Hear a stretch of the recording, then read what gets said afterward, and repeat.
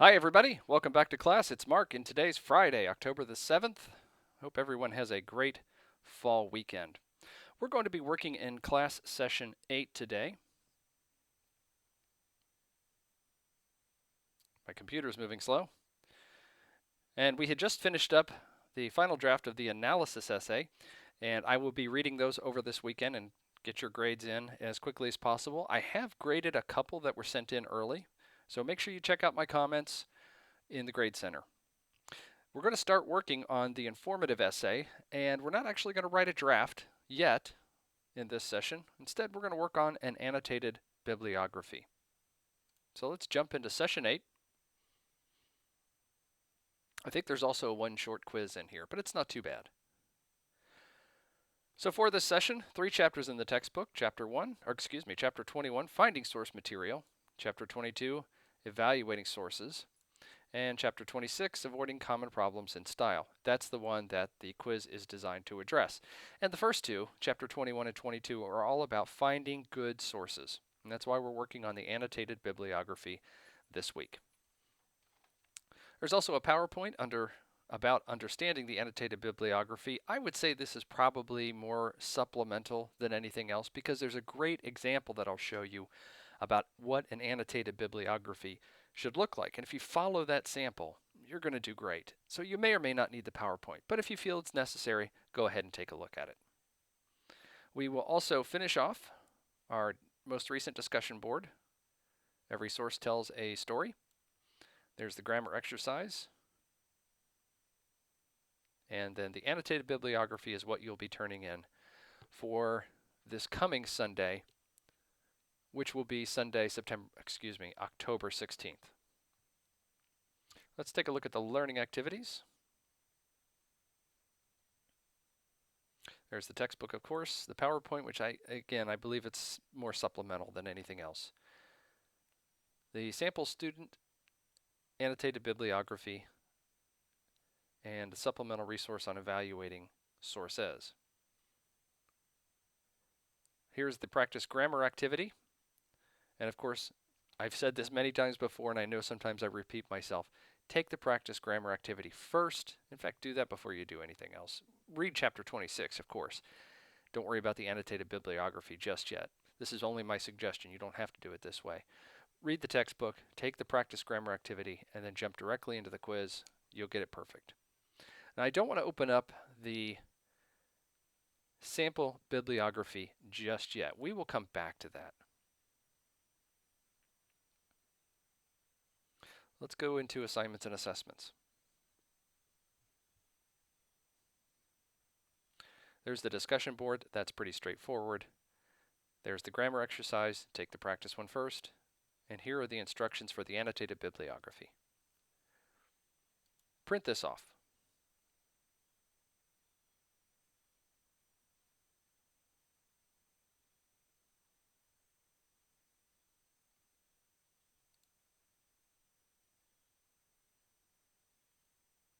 Now for this, you're going to build on the core readings.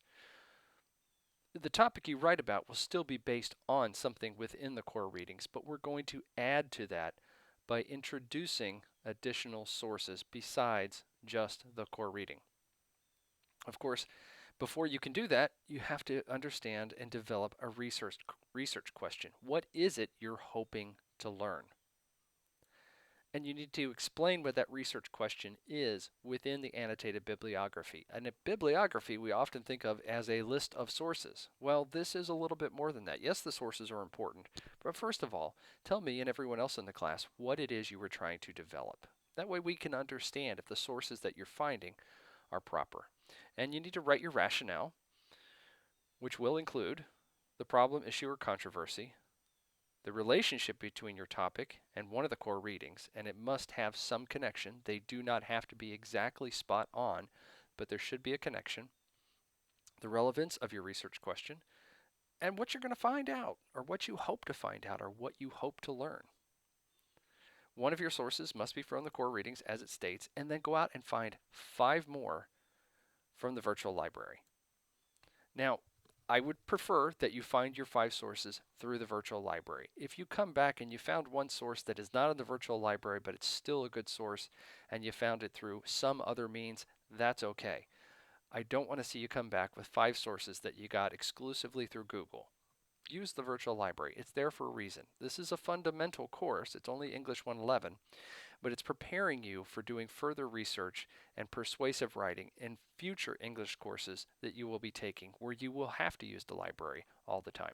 If you have questions about that and using the virtual library, text me anytime. And lastly, you will evaluate your sources. And I'll cover this more in the example. The relevance, the scope, the bias, and yes, there is always bias, currency, credibility, and reliability. And of course, then you're going to list them in MLA style in citation format, just like you would at the end of the paper. Now, speaking of that, in some of the drafts, and I'm assuming this will be the same in the final versions that I'll be reading after Sunday, there's a couple of folks who still need some help with writing citations. If you find that I've made comments to you in the past about this doesn't look right, text me anytime. I'll walk you through it. It's really not that hard, but also remember you can always use an outside resource such as citationmachine.net. It's a free resource. It'll tell you how to cite something exactly. And one other thing, and I'll mention this because I saw it a couple of times, works cited should always be on its own separate page, and it should include the words works cited centered on the page at the very top. We don't use the word references. We don't number the citations, works cited, and then list them alphabetically by the author. If there is no author, well, then you drop back and you do it by the organization that wrote the material, but I don't want to get too far ahead of myself. So print this off. It's pretty good. Now let's go back and take a look at the sample.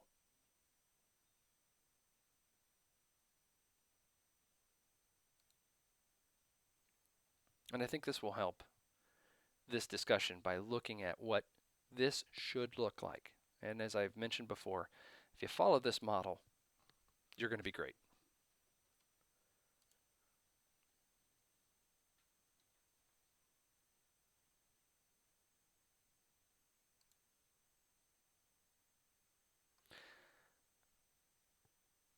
I don't know if this is from a real student or not. I have no idea who Sheldon Cooper is. Maybe that's a real person. This comes from 2014. If this is in fact something that a student actually submitted. But regardless, it's still pretty good. Notice it's still numbered as you would in an MLA paper, and they use the MLA header here. And they spell out pretty well what is the rationale. And notice that they're using something that's in the core readings that many of you have written about as well, about homelessness, internet addiction, etc. And they spell out, and I'm not going to read through the whole thing because I know you will. What is the purpose of this essay? What is it they were trying to learn, and what will be their perspective? Then they list the research questions, and this is well done as well. Notice that these two sections, the rationale and the research question, is really just one page. It's not that bad. And they spell out some very good questions, spelled some very good questions that they are telling their instructor, Sheldon Cooper, whoever he is, what it is they're trying to find out. And then they list their annotations. And they list the annotations along with telling Sheldon Cooper, whoever he is, what they know about this particular writer, who the writer is, where they write, the publication where their work appears, and that refers to this work. Most writers are published in many places.